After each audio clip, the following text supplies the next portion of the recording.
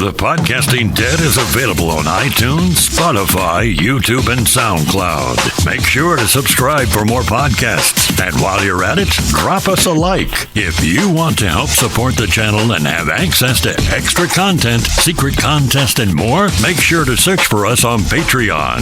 Patreon.com/thepodcastingdead. Time to get a little weird. We can get weird if you want. And surprisingly, that's not the first time JP's ever said that to me.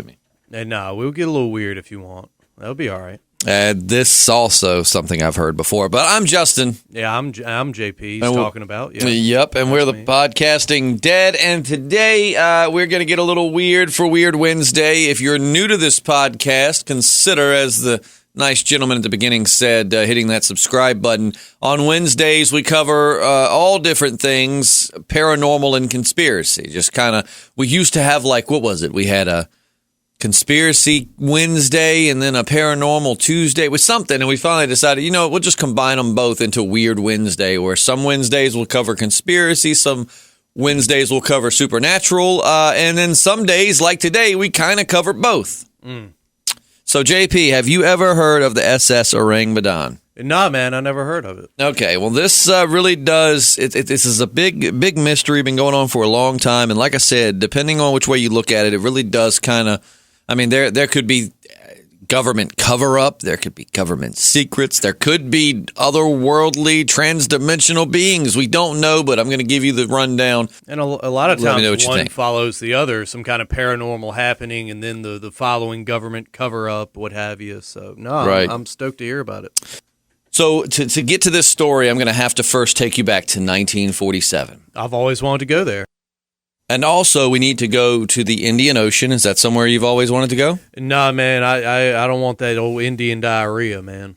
You heard of that? You don't drink the water, brother. Not at all. It's ocean water. You shouldn't drink ocean water to begin with. Just word to the wise, that's all. So a bunch of ships were traveling a very popular trade route on the Indian Ocean called the Strait of Malacca, and they received this Morse code SOS. That was just very bizarre, and it read, "All officers, including the captain, are dead, lying in chart room and bridge, possibly whole crew dead." And a few minutes later, they received another Morse code SOS message that read simply, "I die." And then that was it.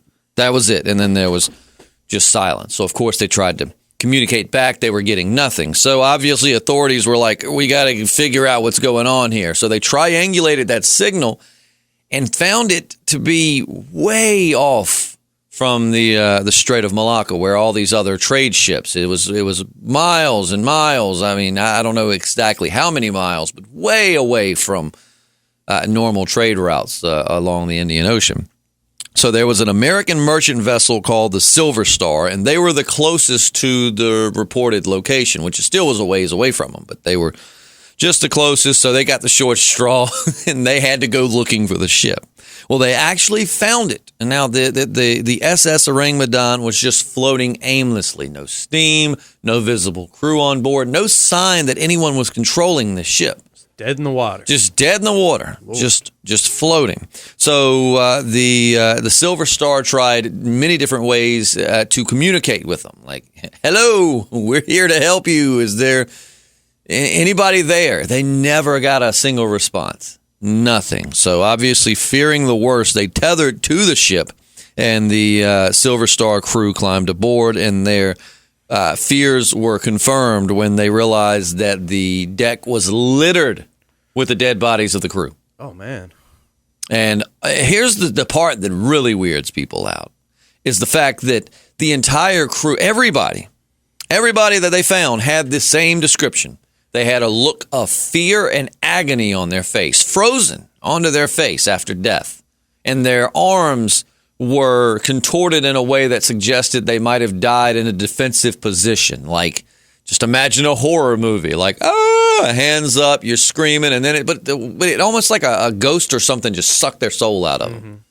You know what I mean? Even a dog was found dead on board, and this dog's lips were frozen in a teeth-bearing snarl. Man, kill all the people you want, but leave the dog alone. Leave the damn dog out of it. Ghost, damn.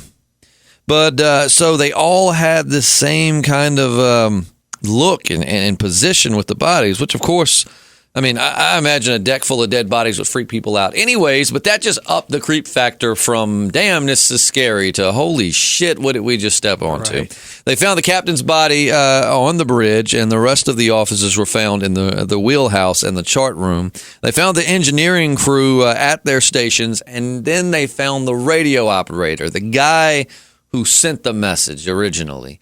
Dead, sprawled across the equipment. For all they know, and they suspect he died right after sending the SOS that, again, read simply, "I die."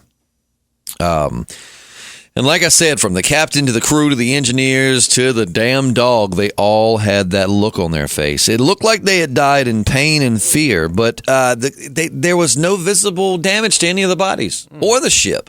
There was no damage anywhere. There was no sign of any kind of trauma or battle or anything. They all just looked like they got scared and died. It's very peculiar. Like I said, so there was no cause of death determined. But there was another bizarre thing, as if all of this isn't bizarre enough. The bodies were decaying at an extremely fast rate. They had already started to decay by the time they got, including the guy who sent the message. Now, they could do the math from the time the message was received to the time they were notified, and then they found the ship and all of that. And the guy on the radio equipment, I mean, he was decaying faster than way faster than he should have just talking to them. And I'm not an expert on decaying bodies, but almost can't salt air sometimes have like a mummifying effect? But like they said, this guy was decaying. I mean, I don't know. That's not relevant whatsoever. That was kind of a side thought. But they said that they were and so fast, in fact, that they had decayed from the time the Silver Star crew got on the ship to the time they got off. There was noticeable decay in that short period of time. Which I say short period of time. I don't know how long they were on the ship, but I know it wasn't like days or anything. Still, yeah, there shouldn't have been like decay, like rot. Right. It's crazy. There was a noticeable chill on board, too, in certain spots. So that day, it's reported that it was about 100 degrees Fahrenheit, which we deal with that type of weather all the time where we live, and we know it's no picnic. But at certain parts on the ship, they were getting readings of about 40 degrees Fahrenheit. Man. 60-degree difference. Now, I don't know exactly where those were. One case study I was reading said that they were actually getting those readings in front of like a wood stove where it should have been even hotter. So not really sure why certain parts of the ship were extremely cold. And here's where it gets kind of, it goes from supernatural to almost conspiracy. So the ship was then hooked with a tow line to be towed because understandably the crew of the Silver Star, man, they don't want to ride back on that ship. They were like, hell no, get me back on ours. You know, it's creepy enough to be riding on a ship full of dead bodies, but dead bodies that look that terrifying, no thank you. So they all got back on the Silver Star, and just as they were getting ready to start towing the ship, they noticed a lot of smoke billowing from the bottom of it, particularly in the number 4 cargo hold. Well, they were like, holy crap, cut the line. They cut the line, and then reportedly seconds after cutting the line, the SS Ourang Medan exploded. Just exploded. Exploded. Fiery explosion. With such force that it actually lifted the SS Ourang Medan out of the water. And then, of course, it went back into the water, and then it sank. So this happened again in 1947. Well, the first official reporting of this wasn't until May of 1952. But what gives it some credence is who reported on it? The U.S. Coast Guard. Okay. They actually reported on it. And, of course, speculations have been flying since then. Some think it was part of some failed government experiment. Some say it was a supernatural force that attacked the ship. Investigators found that the name SS Ourang Medan was not registered to any known port and did not appear in any maritime records. And it's worth noting that the entire crew of the SS Ourang Medan were Dutch. Okay. So you actually had this German author, Otto Milak. He published his research on the case in 1954, and it was authenticated by members of the Silver Star crew. So they read his work and said, yeah, this is exactly how it happened. His research cited a number of unpublished details, including the ship's last known location and intended route. It also mentioned its cargo and suggested it was carrying unsecured illegal substances. So here's where it starts getting into the conspiracy part of it, because, you kind of really want to think that it was some kind of crazy supernatural force, because that just adds some mystery and intrigue. But in all reality, there are some pretty interesting theories out there. So some say that potassium cyanide and nitroglycerin were on board. And, if that was the case, it would have never been allowed to leave port, because it's illegal to carry that stuff around. So this would have explained two things, at least. Why the ship was so far away from the regular ship routes. They were smugglers. They were smuggling something illegal. And the ship was renamed Ourang Medan and was actually another ship altogether. And that's why it wasn't registered. So it might have been the SS JPSLIM. Right. But in order to do the smuggling, they quickly changed the name, and then, out in the middle of sea, changed the name and were trying to be along their way, which would have explained a lot of that. And then they say seawater could have combined with the potassium cyanide and released a toxic gas that killed the crew. Then later, salt water could have combined with the nitroglycerin and caused that explosion. Seems plausible. But there are problems with this theory. They say that if that's the case, rescue crew would have been killed by it too, because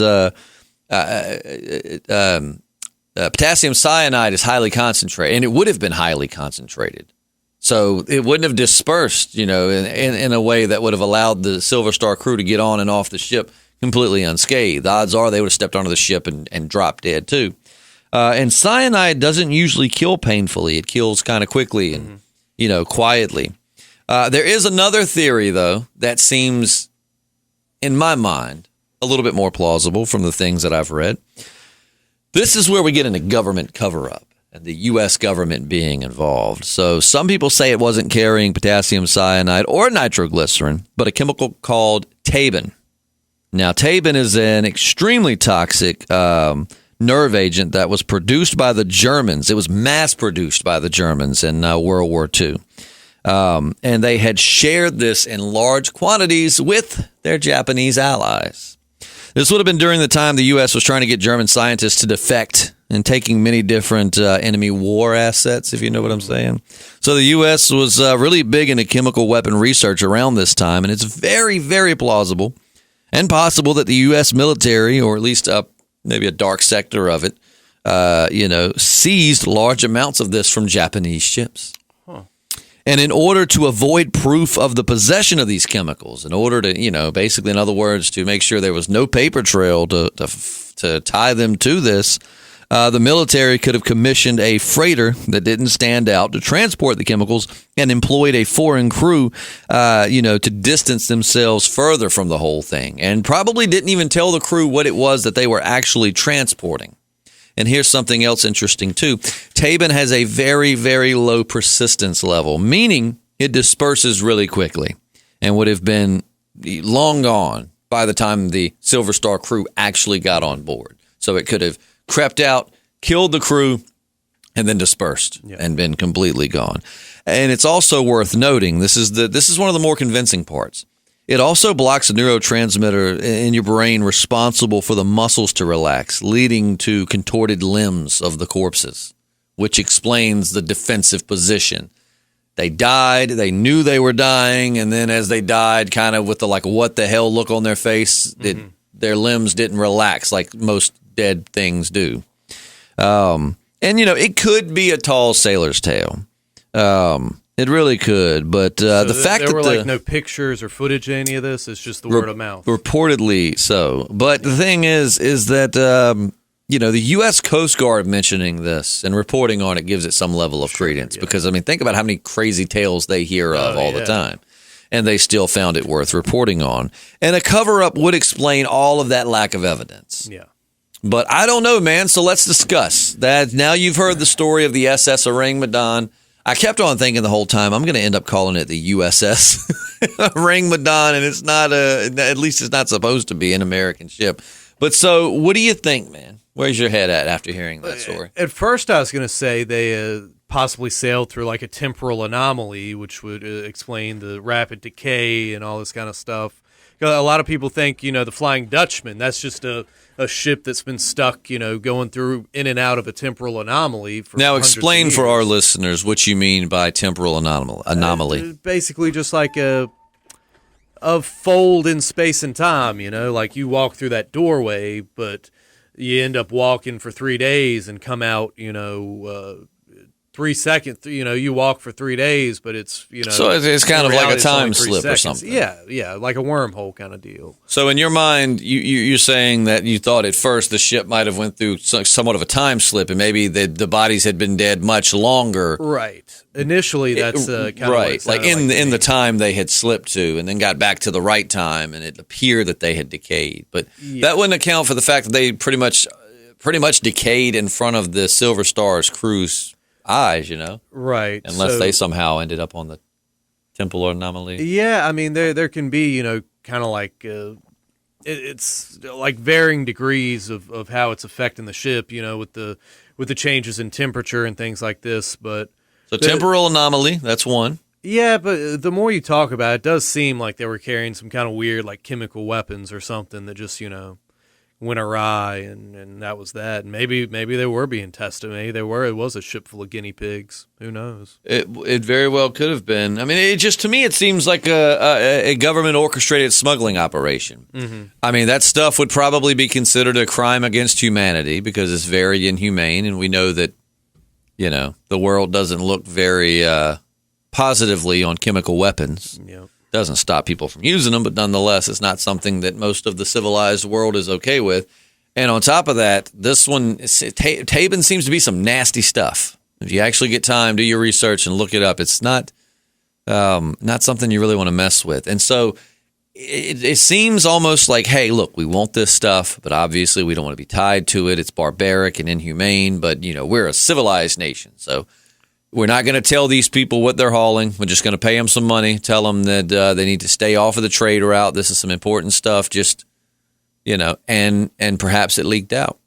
Yeah, it's crazy, man. Most people, you mentioned chemical warfare, they think back maybe as far as like Saddam and the Kuwaitis, man, but chemical warfare goes back a long way. I mean, mustard to the Greeks gas and World War I. You had Greek fire. Even further back than that, you had like Greek fire, which I know that some might argue that's not necessarily chemical warfare, but they used chemicals to make the fire. And I mean, people have used during the plague days, they would catapult dead bodies over enemy walls. So, I mean, chemical warfare has been going on for a very long time. Humans will do whatever they can to kill the enemy. Yeah. It's just our nature. I was actually listening to the Joe Rogan podcast with, I think it was one with Richard Dawkins, but it was just explaining how,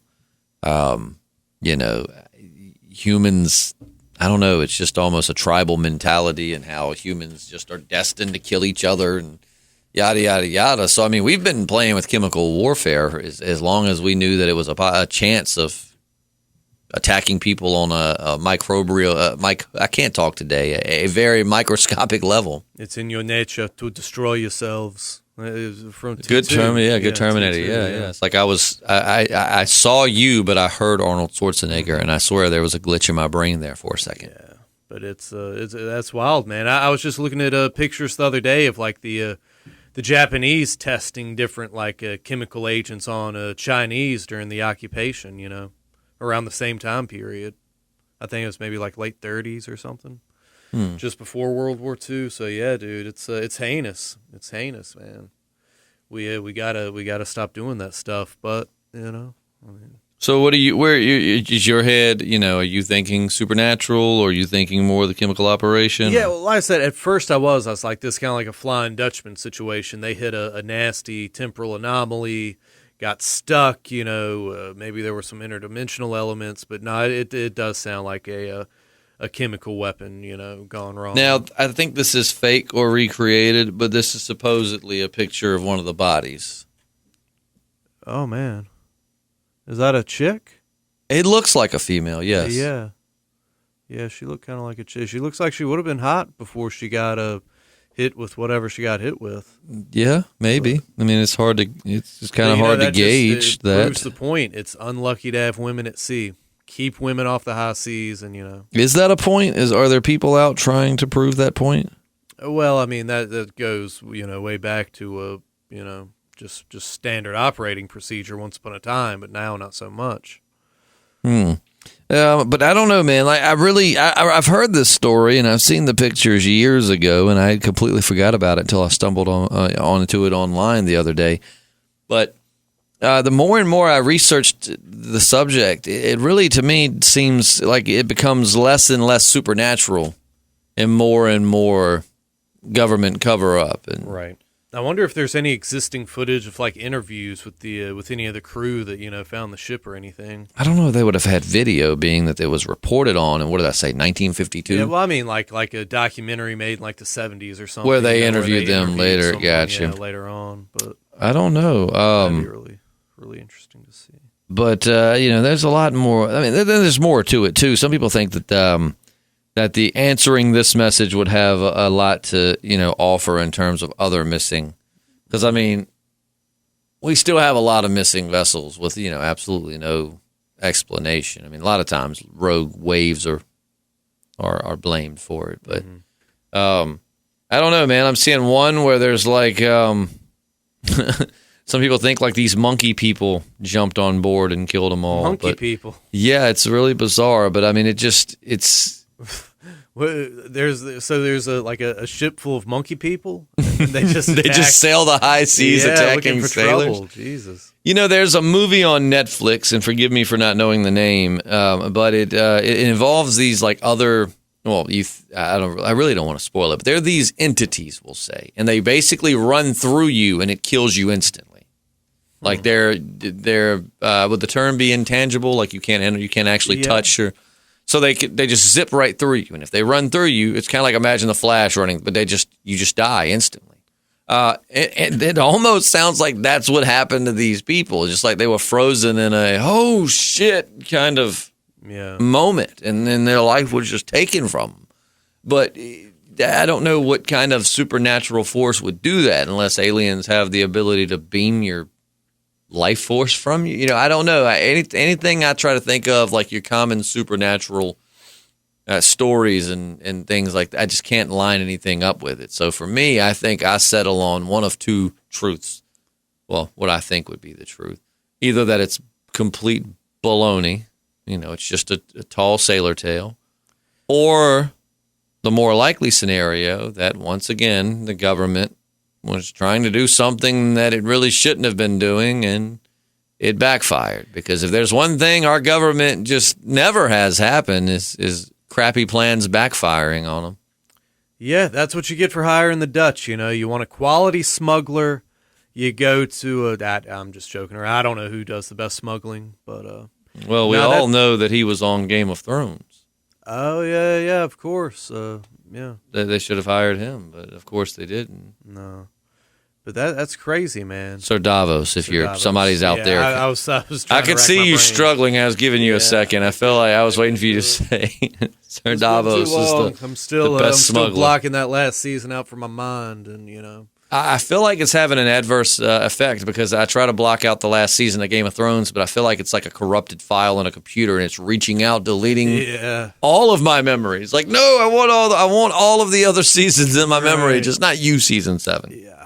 In my mind, season 8. In my mind, season 7, the show just was canceled and we were left on cliffhangers. Oh, jeez. I feel like I can get down with that ending a little better than what we got. Like the way this crew was found, that's how I was found at about, like halfway through that last season. I probably had the same posture and expression on my face. Right. You probably could have taken a picture of me as soon as the credits hit, and then compared it to a body found on the Ourang Medan and been like, holy crap. Yep. But I don't know, man. I'm going with government BS. I mean, there always is the chance, too, that the government, it was kind of a combination of the two. It was the government pretended, like made these, I guess, unknown Dutch sailors think they were smuggling something for the U.S. and they paid them whatever. And maybe the U.S. rigged it so that it would leak. Yeah. And then eventually the ship would blow up. And that way they could test to see how well it worked, and then the ship and all the evidence would sink to the bottom of the ocean. Yeah, that's plausible too, man. Like I said, they could have been a bunch of seafaring guinea pigs. The only problem I have with that theory is how would the government have known it would have been a success? Perhaps maybe they said, meet us at this port, and then with the ship not showing up, they assumed mission success. It killed everyone on board, or I don't know. It's weird. I don't know if they were able to observe how they would have been able to if it was the government or a government or someone conducting an experiment. I don't know how they would have been able to, view the results of the experiment or to study it. Yeah, I don't know. Yeah, that's a sticky one, man. That's a sticky one. But yeah, I'm going to go with government cover. I'm going to go away from the whole government experiment and just say, not that we don't, we know our government will experiment on people a lot of time without their permission. But I'm going to go with what I think happened was the U.S. government was trying to procure some of this Tabin, and they were trying to do so in a way that would not, get them caught with their hand in the cookie jar, and basically just completely take away any responsibility of them and their involvement, and then somehow the chemical wasn't secured correctly or whatnot, but the nerve agent seeped out, killed the crew, and then it somehow exploded. The explosion is the weird part of that. Yeah, I think I'm going to change my opinion. I'm going with the Monkey Men. I think the Monkey Men did it. I think they travel by Zeppelin. That's why no one caught them. But my question is, how did the Monkey Men kill the whole crew without there being any sign of trauma to the bodies? They have weaponry that's beyond our comprehension. Think they just have like laser blasters? No, I think it's probably telepathic, like a Gorilla Grodd. They just like lock your brain up? Yeah, just almost like a biological version of an EMP, So yeah, those goddamn Monkey Men. Dude, I'm telling you, we've been dealing with them for a long time on my family's farm. Yeah. They use their Zeppelin, they come down and just start, killing our employees. It's nothing to take lightly. Nothing to take lightly. I would love to see them land in Shroot Farms, though. Oh, jeez. They'd have their work cut out for them. Oh, I feel like they would have a challenge. Yeah. But yeah, let us know your thoughts in the comments below. I mean, this is not, this may be your first time hearing of this, but I mean, this is a pretty, you can find plenty of other videos about it on YouTube. But, what do you think? What do you think killed it? And what did I miss? Keep in mind, I spent some time researching, but this isn't something I've spent my life researching. So it's very possible. In fact, it's a damn guarantee that I left out something or I missed some detail that maybe steers it back in way of the paranormal or another government. If somebody can give me some sources and some information out there, I'd be happy to revisit this if we had more facts to go on, kind of do a quick retelling and then throw out the new information. So let me know your thoughts. And if you know more about it or facts that I didn't include, please, we love learning about this kind of stuff. So throw those facts in the comments below. And, let us know what you think.